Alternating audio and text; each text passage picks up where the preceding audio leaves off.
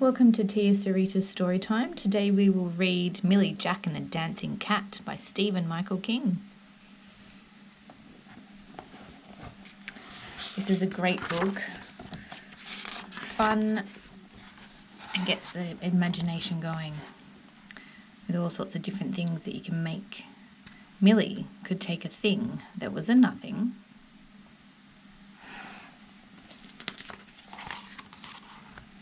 and make it a something. She found things other people threw away, forgotten things, rusty things.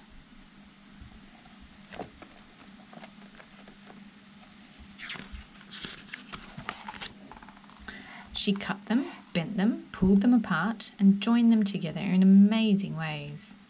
Millie could take a straight piece of wire and give it a wiggle, or a simple square of cloth and set it sailing in the wind.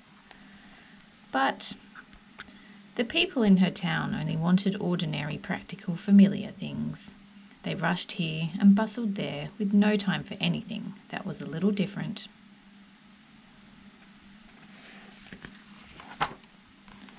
So instead of doing what she loved most, Millie spent her days making brown shoes, black shoes, and plain, ordinary work boots.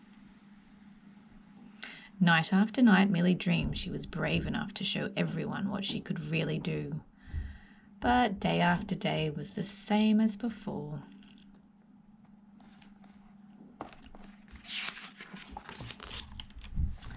Then one morning, two vagabond minstrels from faraway places trudged into town, Jack and the Dancing Cat.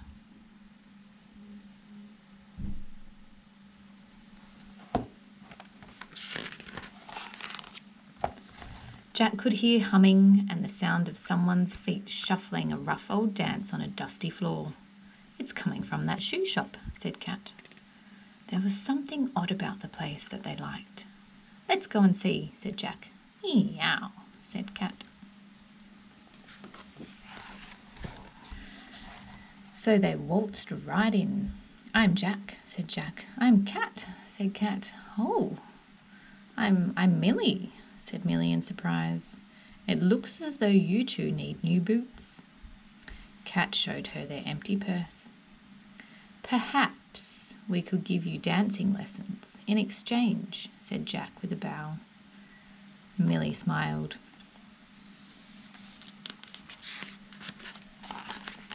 Jack and Cat taught Millie all the dances they knew. They did tap and jazz and ballet. They did the two-step, the three-step, and the tricky twisting backward sliding four-step.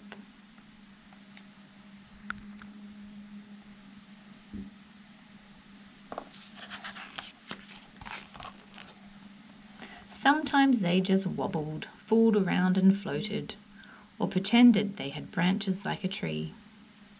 Dancing made Millie feel brave and free.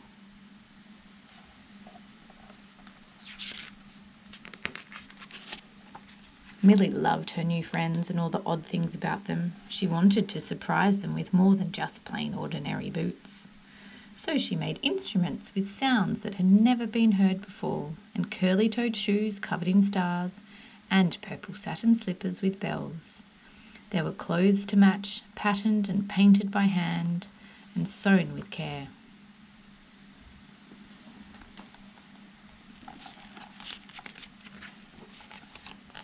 And while Millie was making things for Jack and Cat, she also made things for herself.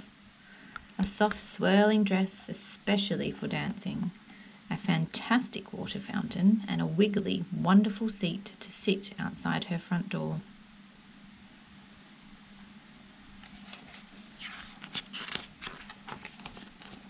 Jack and Cat still had faraway places to explore, but they stayed a little longer to help Millie make some changes.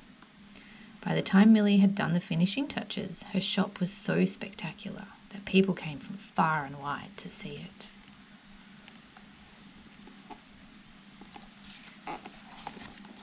Even the townspeople slowed down for a look.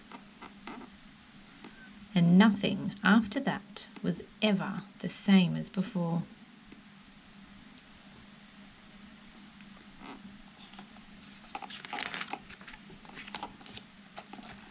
Jack and Kat set off, taking all the extraordinary things Millie had made for them. Everywhere they went, people stopped to watch them perform, and it wasn't long before Jack and the Dancing Cat were renowned as the greatest wandering minstrels in all the land.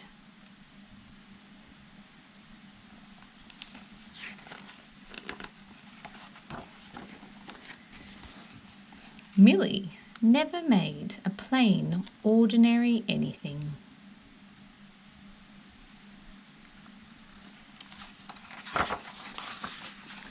Except maybe a nice cup of tea whenever Jack and Kat danced into town.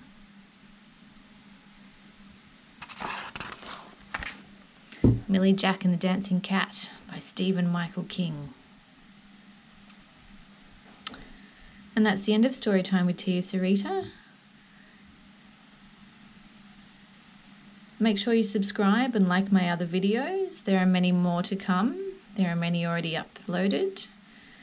There's Bluey, for all the Bluey lovers out there. There's The Singing Mermaid by Julia Donaldson and Lydia Monks. There's all sorts of books, so be sure to check it out. Until next time, keep reading along with Tia Sarita Storytime. Thank you for visiting. Hopefully you've subscribed and liked my videos. Remember what Dr. Seuss said, you can find magic wherever you look. Sit back, relax. All you need is a book.